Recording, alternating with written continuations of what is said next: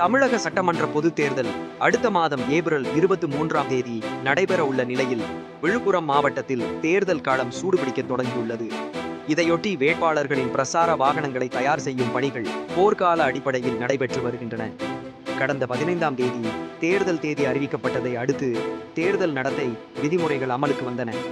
விழுப்புரம் மாவட்டத்தில் உள்ள செஞ்சி, மயிலம், திண்டிவனம், வானூர், விழுப்புரம், விக்கிரவாண்டி மற்றும் திருக்கோவிலூர் ஆகிய 7 சட்டமன்ற தொகுதிகளில் மொத்தம் 2165 வாக்குச்சாவடிகளில் வாக்குப்பதிவு நடைபெற உள்ளது.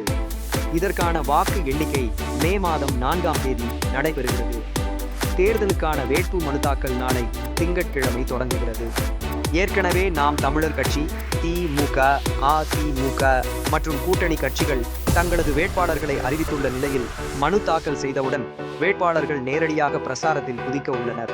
பிரசாரத்திற்கு மிக குறைந்த நாட்களே அவகாசம் உள்ளதால் கொளுத்தும் வெயிலிலும் வாக்காளர்களை சென்றடைய பிரத்யேக வாகனங்கள் வடிவமைக்கப்பட்டு வருகின்றன.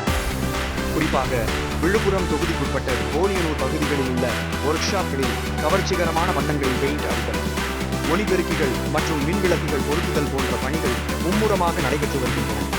ஒவ்வொரு தொகுதியிலும் உள்ள முக்கிய ஒர்க் ஷாப்களில் வேட்பாளர்களின் ரசனைக்கு ஏற்ப பிரசார வாகனங்கள் மின்னல் வேகத்தில் தயாராகி வருகின்றன.